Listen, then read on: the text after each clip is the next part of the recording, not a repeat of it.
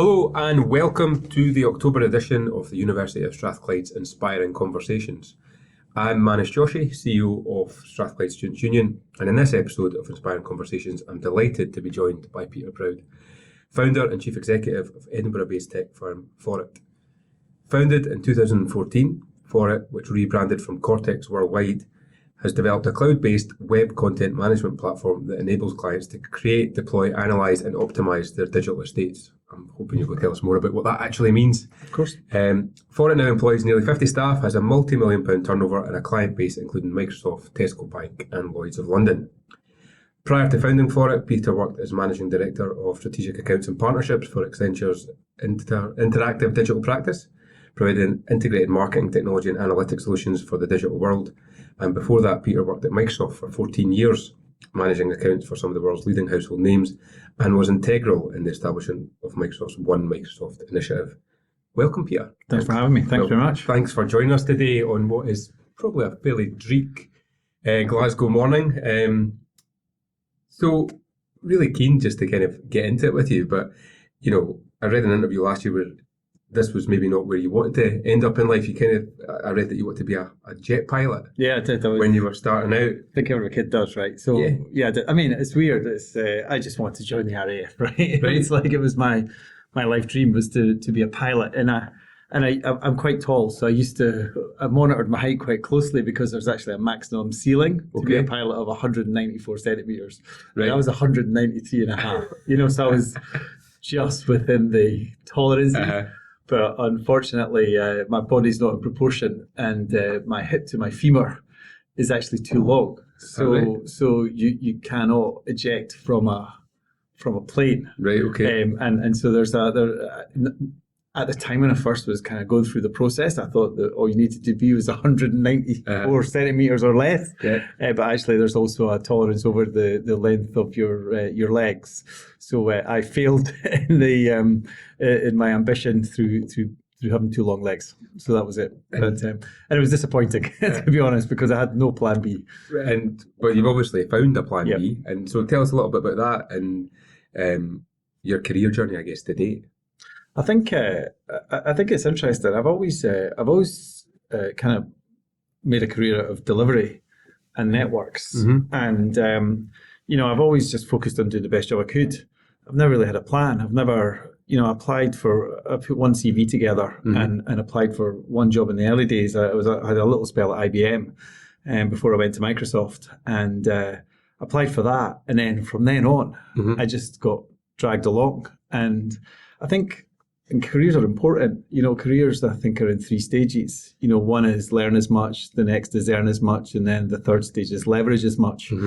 And I think if you just go in to try and learn as much as you can and be a sponge and build a great network, then everything else just takes care of itself. If you focus on delivery and learning and network, then it sets yourself up for quite a good career. I watched a lot of people around about me be very political and kind of trying to force things too quickly, and they maybe go ahead of you a little bit in the earlier days, but you soon catch up and overtake them because you build things on a more solid foundation. And what's it like in big behemoths like IBM and Microsoft and Accenture to do that? Because I'd imagine they are quite political to an extent. It's interesting. I mean, I did really, really well in Microsoft, and I didn't do very well in Accenture. I found it very difficult because of the culture. And I think that's important. I fitted with the culture of Microsoft. I didn't fit with the culture of Accenture. Okay. So I think what people should do is really understand what they're good at and how they can fit in. Yeah. Microsoft went through a little spell of trying to get people to focus on their weaknesses. And I think they've made a bit of a mistake. And I think they recognize they made a mistake because I think people are better to focus on their strengths and understand your weaknesses and understand how you can compensate them by building teams around about you, and then focus on your strengths and just doing what you're great at. So I think you can, as long as you get a reputation for, as I said before, delivering and doing a great job and being easy to manage. And I mean, I think it's good to be contrarian. I think I think you should not be a yes person. I think you should always challenge. But I actually think there's a fine line between being challenging and being a pain in the backside, being a pain in the ass. Yeah. So I think that's important. But just, and also the other thing that's interesting. I was speaking to a guy called Pierre Nanturn who who was made the CEO in Accenture, and everyone was quite surprised he got it. Because they actually went one layer down from direct reports of the CEO. And I was speaking to him about it, and I said, so why do you think you got the job? And what happens in big organizations is people just sit in one silo. And big organizations where there's 400,000 people are very, very complicated. And a lot of people just go into one division and just go to the top of that division, but they've no idea what's going on across the rest of the organization. And to actually do well in an organization, you've got to understand other parts of it. So one of the things I did at Microsoft was I moved around different departments. So I did a little spell in the education division, I did a little spell in financial services, I did a little spell in the it was called RMS, which was retail, manufacturing and services. So if you jump around and actually, go into different divisions and understand how you go on and then build your network and get close to the people in the finance department. One of the things, you learn from the forces is always, look after the people who house you, feed you, clothe you, and move you. And I think that's important in companies as well. And then touching back on the military side, the army side, leadership, is very important as well. So hone your skills around about leadership. I think the other thing that's important to do is to mentor lots of people when you're in these organizations. So if you get a cadre of mentees, then you can actually identify real talent. And then as you're building your career and building your division, no man's an island. You need people to join you. So just use the mentorship programs in these big organizations to actually build a workforce to work with you. And just show that you care about other people. Actually show that other people can have careers on the back of you.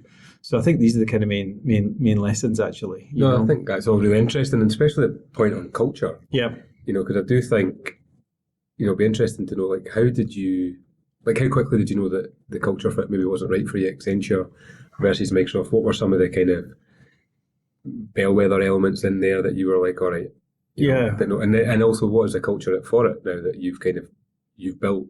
Yeah, we've tried to copy Microsoft. Okay. So Accenture was based around about a partnership model. So there's a lot of partners. So it wasn't one business. It was 3,000 micro businesses all within one big business, and everyone there was a lot of competition between each one. Whereas I felt Microsoft was a lot more. It all marched to the same drum. And Accenture was more a services business, whereby it was where people were the product, whereas at Microsoft, the product was the products. Yes. And I love technology.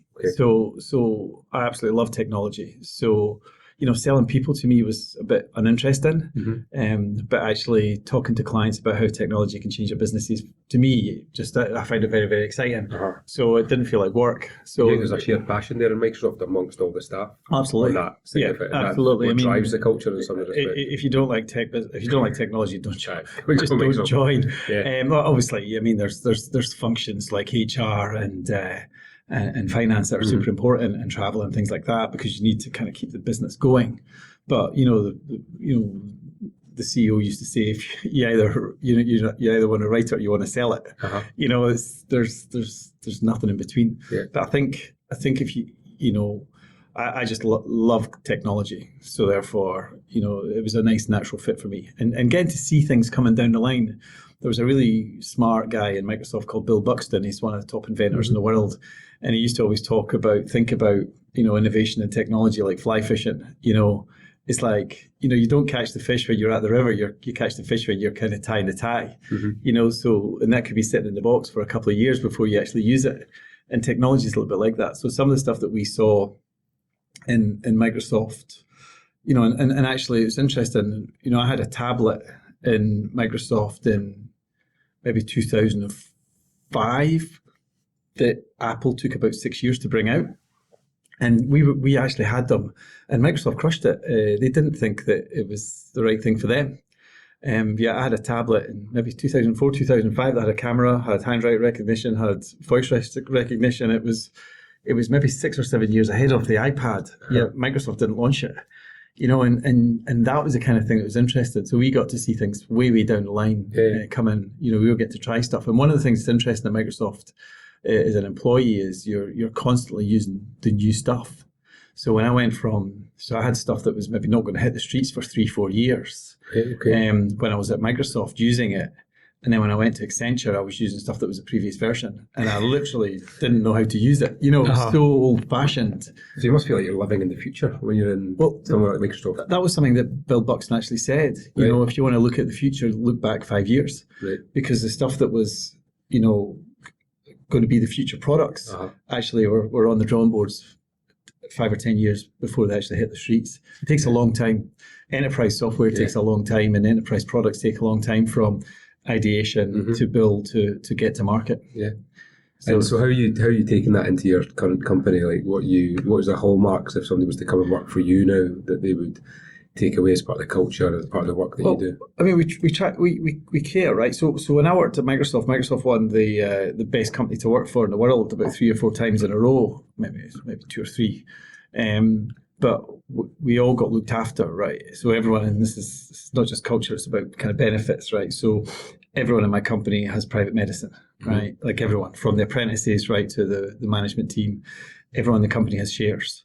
So everyone's invested in the firm. So we have given stock options to every single person, given inverted commas, they actually earn them over a period of time, but you know, they are given access to stock options and shares, right?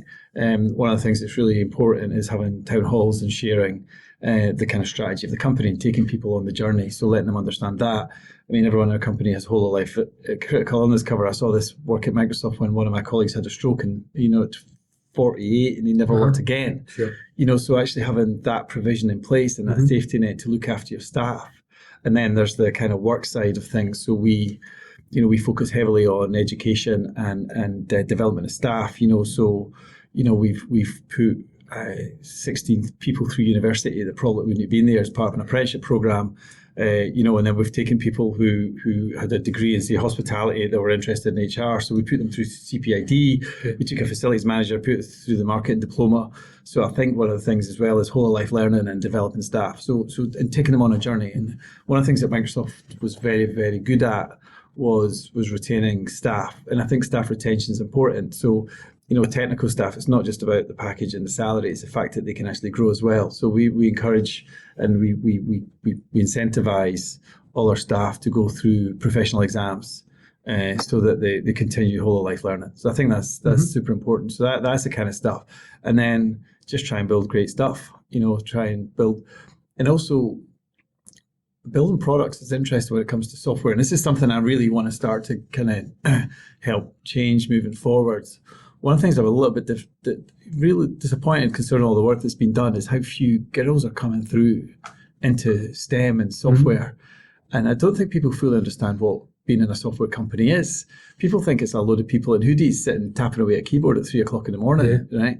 That is an inclusive thing, right? If you think about all the different disciplines to get a product to market, you know, there's the product definition, right? So that's actually bringing together all the business requirements of that product, right? So you've got to be able to articulate what that is. Then there's a product architecture. So there's the kind of what you got to build, how you're going to build it. You know, that's a whole different discipline of architecture and understanding, you know, how to actually build something. Then there's the build and test. You know, so if you look in our company, most of the developers are actually male, but the people who are the actual scrum leads or the management teams and the project managers, they're all female. You know, so they identify themselves as, you know, female. And so, you know, we've got this, everyone always kind of looks at the pay gap analysis saying, oh my God, all the guys are paid a lot and all the girls are paid not enough because of the kind of roles. We have parity there because the people who are female are actually more senior roles because they're going down more of the management team. So the ability to communicate, the ability to articulate, the ability to actually write specs, girls tend to be a little bit better at some of that stuff. You know, so I'm really keen that you know, through the people we've got within our company actually getting out there and talking about their experiences, that we actually see more and more kind of diversity coming into, you know, our organisation because, you know, of all the different skills that's within that. And maybe that's a follow-up we can do from here. Maybe we'll bring this show on the road and come and talk to some of your folks actually, because I think you're totally right. I've got 4 daughters. And, right. You know, at the moment, none of them are that interested in tech. I have a brother who has 2 girls and a boy, but he works in tech. Yeah. And his daughter is really interested in tech. Yeah. I think it's about exposure because I probably don't expose my girls as much to that side of things.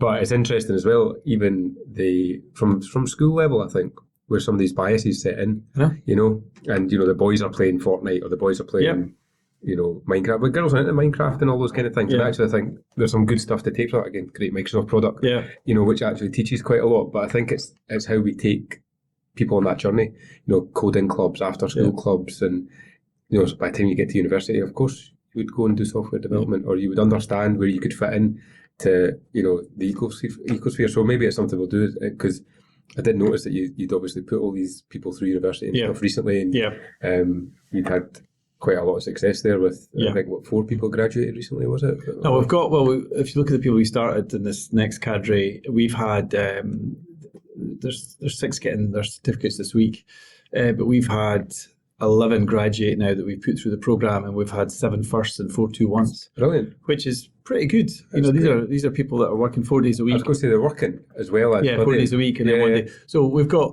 this young woman, Monica. She, I met her by chance. It was a bit serendipitous. We were hosting the City 50/50 Vision, 2050 City Vision 2050 for Edinburgh Council.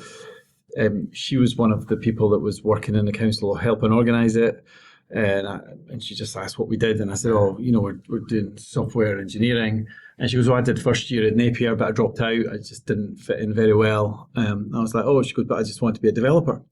I was like, well, come and join us. We'll give you a job. So she graduated last year with first from Napier, and she's now managing a team of 6 people. Great. You know, and you know, if you speak to her, we've totally changed her life around, right? She was, you know, her dad, one of the, you know, I was delighted when she graduated, her dad came up and gave me a hug and thanked me, you know, so it's that kind of stuff that's important. So, you know, I just think we need to just educate people on what the opportunities are. You know, we seem to be good in Scotland, UK, but Scotland primarily is probably worse. We're good at innovation, right? You know, there's this book that's kind of how Scotland invented the modern world. I actually ripped off this TV advert years ago that I saw on television from Miller, and it was this guy was on TV in Scotland going, you know, people of Scotland, you gave us sonar, television, radio, Tarmacadam, our constitutional system, blah, blah, blah. You know, reeled off about 50 inventions. You know, we gave you Miller, try harder, you know. And I was speaking at a big conference in the States. There was maybe 15,000 people in the audience. And I went on stage and went, you know, people of America, you know, we gave you sonar, you know, all the load of inventions. I said, you give us Miller, up your game, you know. So Scotland's amazing at innovation. We seem to lack the ability to go from innovation to commercialization. And so we don't tend to, and we also kind of, I think one of the problems being a small country and being here, we don't understand scale. You know, so people have this aspiration to build this business, you know, and it's this, you know, it's a relatively small. Whereas if you've had the exposure to working over in the States in places like Google and Facebook and Microsoft and Oracle and all these great companies, you understand what real scale is. You know, I think you're totally right. Ian Ritchie was on this podcast a while back, and Ian made pretty much a similar point. Saying, you know, you look at somewhere like Estonia, where I think they have about 25 unicorn companies or something like that, and compare it to Scotland, where we've got 2 or 3, well, pretty much, isn't it? FanDuel and Skyscanner. FanDuel's a debate, right? Skyscanner definitely is. FanDuel, it's argued that it wasn't really a kind of great Scottish success, unfortunately. Right.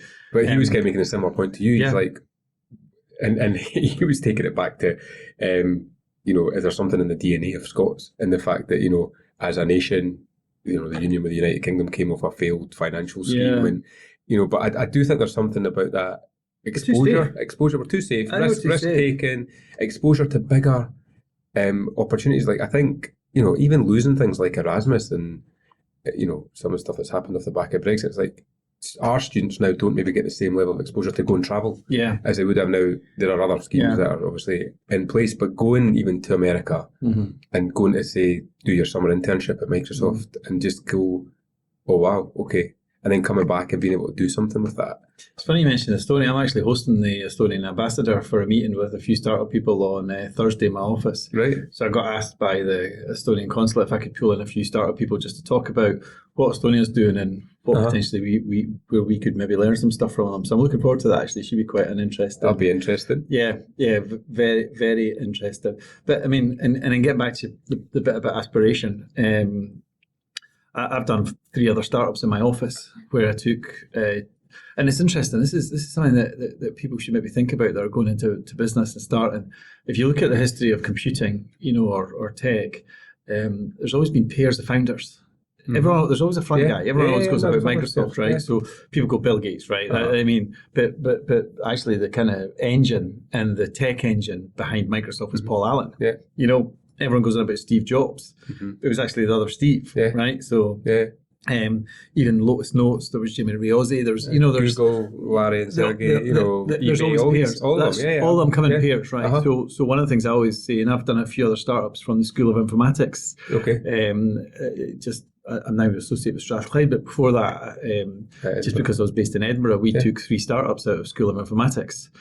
So we did 2 big years. That sold to Facebook. We took Almighty. That went to a private equity firm down in London. And then we took Player Data, which has now got 30 odd staff and doing well. Right. And I want to see that succeed. So in every single one of those companies started with just 2 people that came and met me. So it was just a pair came. Right. One business, one tech. One business, one tech. One business, one tech. Okay. And then they came as a pair in. I thought that was a good idea. I gave them some office space, gave them access to my network, and I think they all would say that we gave them quite a bit of help to get them going. So, and I think that's what anyone that wants to think about starting a business should think about. You need a subject matter expert and a business person to help you get going. That's good advice. And you mentioned networks a few times. Yeah. Obviously, with COVID, the physical element of networking has been more challenging. What are some things that you have taken out of that period, I guess, through the COVID period in terms of building your network, and what are some things you would maybe say to people who are maybe starting out and are maybe more introverted and aren't comfortable going to public events and things like that, and how they could go about actually building that network? So everyone thinks that I'm really kind of I'm out there, but I'm actually quite introverted as well. So if I go to an event where I don't know anyone, I'm a bit of a kind of wallflower until I kind of feel comfortable to kind of get to know the vibe of the people there. So I kind of sometimes just sit back, and then I feel more engaged. You see a lot of people with a lot of bluster and a lot of confidence, right? And a lot of them are quite insecure and hiding behind that. So, and I think I've kind of fallen into that category. But I mean, I built a brilliant network over the years, and I think it was just based on, showing that you actually care and you actually are there to help and deliver, and actually, give a little, you get a lot back. A lot of people are just take. I've got quite a few people that just phone for help, and you're kind of like, I've not heard from you for 2 years.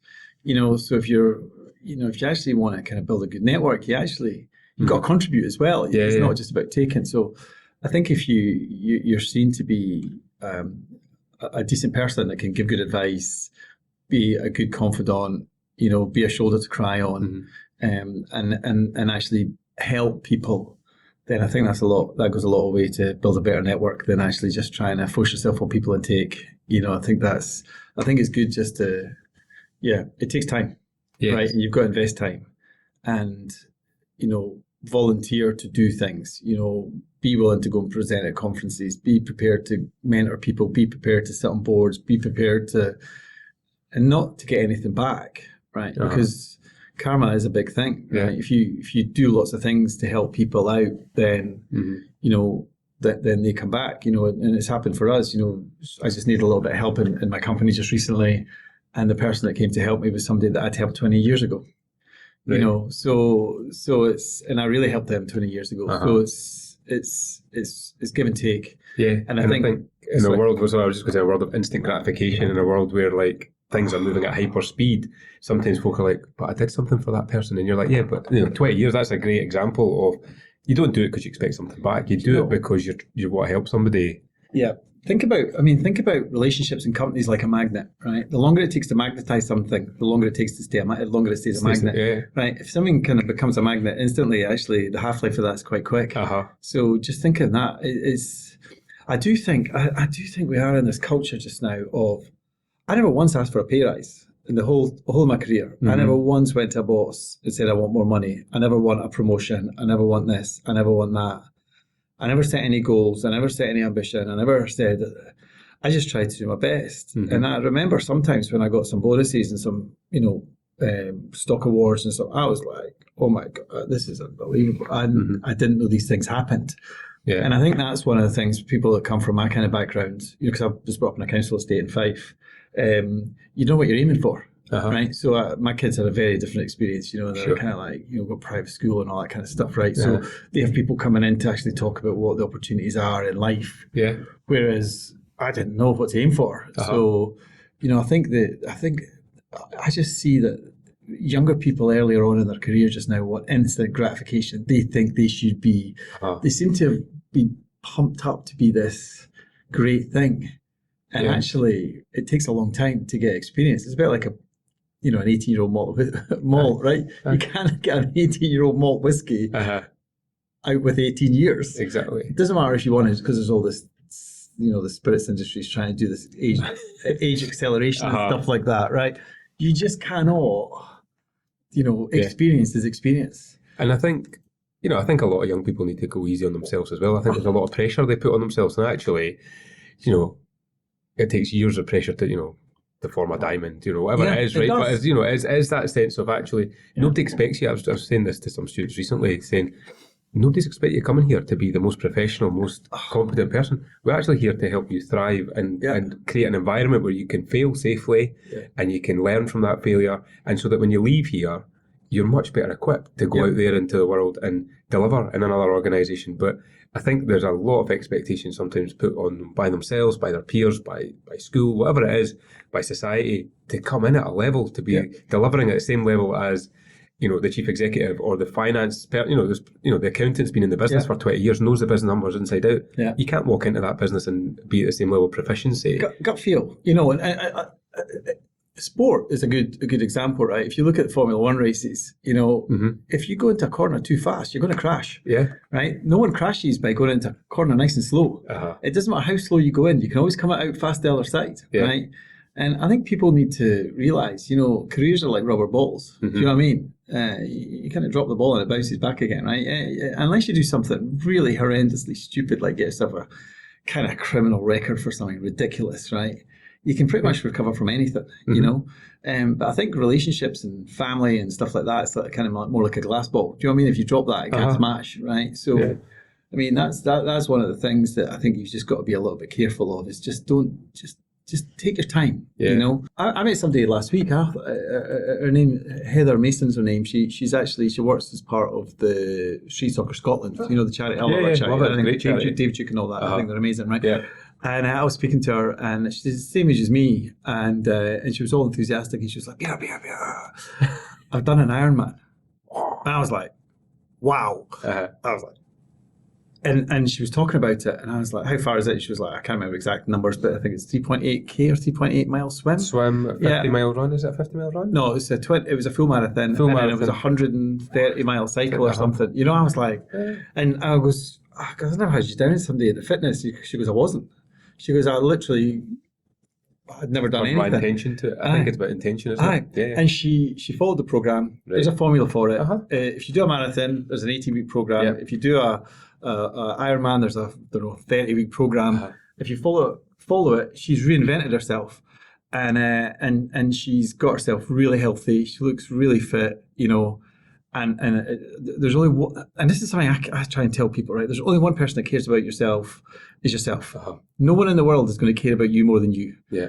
So take responsibility for your own actions, right? She decided to get fit, and she's been amazing, and she did it, and she beat the time by an hour that she set herself for. So I think that's the kind of thing that people need to start doing, is getting life goals in place, saying, I'm going to do this, I'm going to do that, I want to get fit, I'm going to do this, right? And it's about more than work. I think that's the thing. It's about, because actually your career will benefit from that, your work will benefit from that, but if you're happy and thriving in your life outside of work, you will thrive at work. I think having purpose is important. Yeah. So if you think about it, you should actually start being hard on yourself, right? And start I don't do this, and I know a lot of people do, and I kind of, a lot of them write it down. I kind of maybe go in my head, but you've got your physical well-being, you've got your career well-being, and then you've got your mental, family, spiritual well-being. And if you actually start to think about and say 1 to 10, where am I in my career aspirations, my physical fitness, and my mental health and well-being, and start to think about on those three. And if you have one of those trashed, then the others can't be okay. So I think people need to start looking at get physically fitter, get yourself happier, just be happy, right? You know, it's quite interesting. I think if you've got a job that you love, and there's no saying, right? If your job's your hobby, you never work a day in your life. And actually just find what you like doing and do it. You know? I think that's good advice. And you've talked about loads of things that you're involved with. How do you fit it all in? It's interesting. I was thinking about this when we were coming through. I don't have a lot of people. People are just make sure you get involved in things where people are respectful of your time. Right. So I've got a busy company, and that's fine. And I'm involved in quite a few charities, and then be very clear on how you can help. And then, which for me is mainly advice and network. Right. So if somebody comes to me and says, "Oh, do you know somebody that in I don't know." Do you know somebody in LA that does this? I say, I know somebody used to work beside, and I make that connection. It's 5 minutes, right? It's 2 seconds, 5 minutes, one email, introduction. Could you help this person? Boom, and that's it, right? If somebody came to me, could you have spent 2 weeks writing a paper on X, Y, or Z?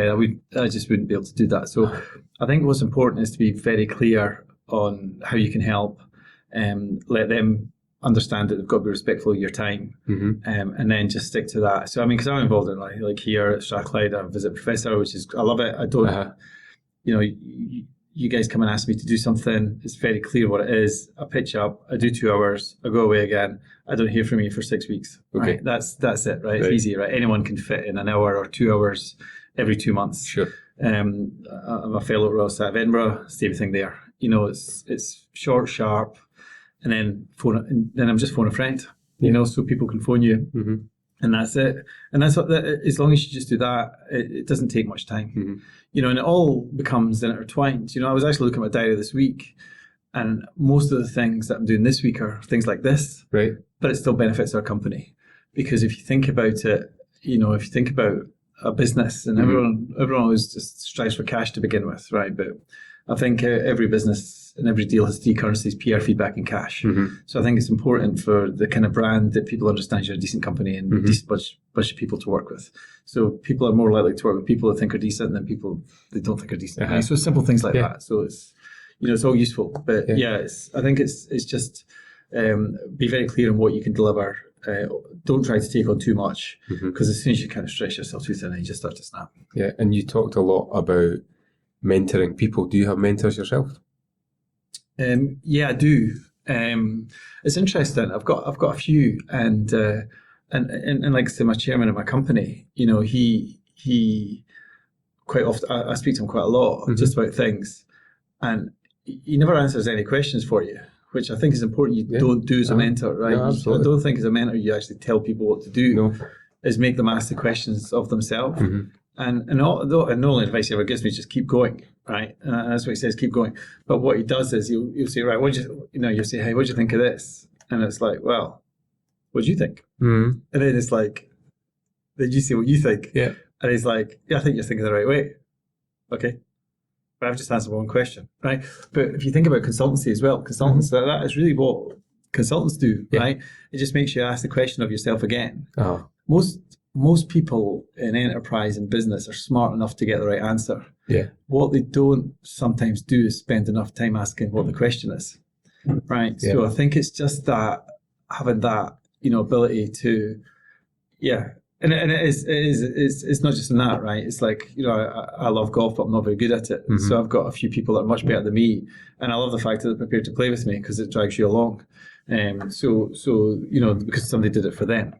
So I think that's important. So I think there's mentors in all aspects of life. But I've got a few people that I turn to for advice. But it's all about getting back to the original thing, being respectful of their time as well. No, that sounds good. But everyone should have one, right? Absolutely. Always get a mentor. And it also helps within your career. If you have, a guy that's on my board now, a guy called Steve Guggenheimer, was my mentor at Microsoft. He was the CVP of at the time it was he was CVP of the OEM business. Right. So that was massive. That was about a 19 billion business inside Microsoft, at the time, probably bigger now. But that was the division that kind of licensed all the devices for like the Lenovo PCs and stuff like that, So he was the CVP there, and he was great because he'd been there for maybe 10 years longer than I had. So he had an even better network than I did. Okay. So if I phoned him and said, "Hey Steve, I need to do this," then he'd go, he would go and speak to the right person. He was one phone call away from anyone in the company. So I think that's important, but we're still connected now, and he's on my board. So, view these kind of relationships as not something that's just for Christmas, right? It's for the long term. Yeah. We've been speaking probably since 1998.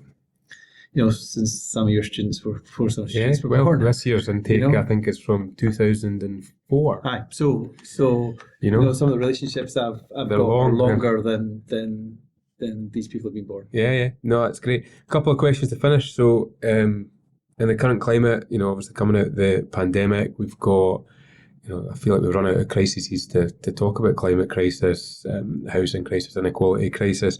Like, it's a pretty unstable and uncertain world.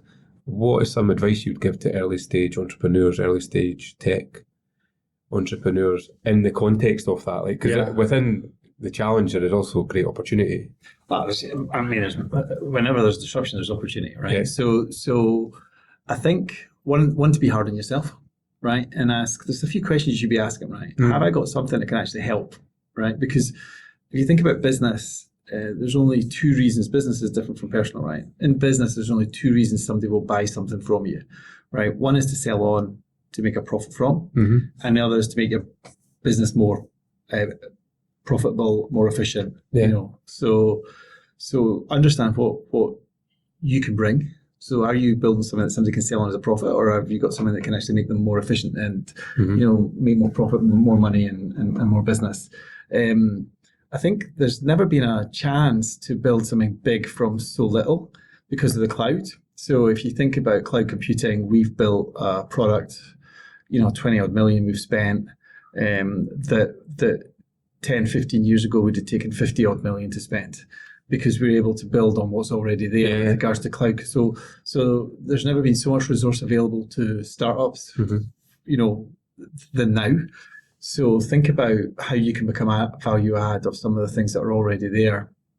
I think it's a really exciting time. It's also it's interesting. It's everyone always looks at the wrong things. Like everyone talks about Facebook and some of these companies, how all these guys are they're billionaires in their 20s and all that kind of stuff. That's fine, but that's few and far between. Like we're talking, less than 5 people on the planet, and there's nearly 7 billion people. So there's 5 out of 7 billion, which is 1 in 1.5 billion or something like that of people get there. But there's lots of people in good entrepreneurial jobs within big organizations, and then people that start companies later in life. If you think about don't rush in, right? You've got to understand, because business is all about value, right? And if you are young and you've not got any experience, you've got no value to bring to someone unless you've got a very niche idea and you've got a very niche specialization. So just take your time. The average startup age for tech is 44. Just because you're not starting a business in your 20s, your 30s doesn't mean say you're a failure. But as long as you're actually kind of honing your craft and actually building a network and building the value and building ideas. I had no aspiration to own a company at all. Right? I had no plans to. I loved working. Actually, because when I left Accenture, I went back to Microsoft for 2 years, and then I spun this business out. And I had no aspiration to be the CEO or a founder of a business. It just happened, and we had this meeting. It was actually, and I'm not name dropping. We actually had a meeting with Gates with a few big clients, and it came out of that meeting the idea to build a marketing stack, which we built. So we never, it's not like I said, I am going to build a company, right? It just wasn't like that. It was oh my gosh, we should build this. And I was like, we should build it at Microsoft. And Microsoft were like, yeah, but it's not really our thing. Why don't you build it? And so that's kind of how it came about for me. So I think that is, know the market that you're going to go after. There's no point in building a product that 3 people are going to buy, right? So be honest with yourself to say, there's a big market out there, we can compete. Actually be honest on yourself if you can actually compete, because there's a lot of big companies out there, or there's a lot of kind of smart people out there that actually could. So actually find yourself a niche. So we didn't build something brand new. We've built something that was already there, but the incumbents and the big companies hadn't jumped onto the cloud quickly enough. Okay. And so we said, let's make this from day one as a cloud solution. So that's your USP in there. There's USP in there, right? So understand what if you want to start a business, be honest with yourself about the size of the market. Can you compete? Can you actually build it? Do you have the skills to build it? If you don't have the skills, how do you get the skills to build it? If you think about the runway, we've taken 8 years to get ourselves to where we want it to be. We thought it was going to take 5. So, do you have that tenacity, right? I think one of the biggest attributes you need to be a founder or CEO of a company is tenacity, and not give up, because, you're going to be knocked a lot on your journey. So do you have in yourself the mental resilience to do it? Because if you actually kind of don't feel that resilient in life at the moment, then please don't start a business just now, and actually build that resilience before you do so, because you are going to go through some stressful times. So Peter, you've obviously an extensive background in the tech sector. What's exciting you in tech innovation at the moment? So I love, I think we're going through this period where, we're in many crises, right? We're in a farming crisis. The weather's changed a lot. I was speaking to friends in Seattle over the weekend that said that last week the air quality was the worst it's ever been because of forest fires. They were telling me it was 90 degrees in Seattle in October, right? So there's change happening. I just love how there's people out there using data to really educate, to get us to the understanding of what's going on and get to the root cause. So I was the interviewee of a podcast last week where I was speaking to the CEO of the Hub Ocean, and they're using data and analytics to monitor temperatures, acidity levels, plastic levels, etc., through thousands of data points around the globe for the seas to start identifying where the problems are. So the use of kind of data to help in medicine and finding cures, in understanding what's going on with regards to weather and climate change, understand in pollution, understanding acidity levels in the ocean. I think all these things, just the ability to collect massive data sets and then being able to kind of understand them through actually kind of, better tools to actually, extract all this data, disseminate it, present it properly, and then be able to read it and use it. I think for me, that's the most exciting thing. A lot of people going about the metaverse and all this kind of stuff, right? That's not for me. I just love solving real world problems, through the use of data and analytics. And then I think the next bit, the use of, virtual reality type technologies and things like education, like being able to show operations and medicine and, solving complex problems that are very difficult to simulate, in the real world. I think just helping people get better skilled at, through things like VR and the ability to use, because these things take lots of computing power.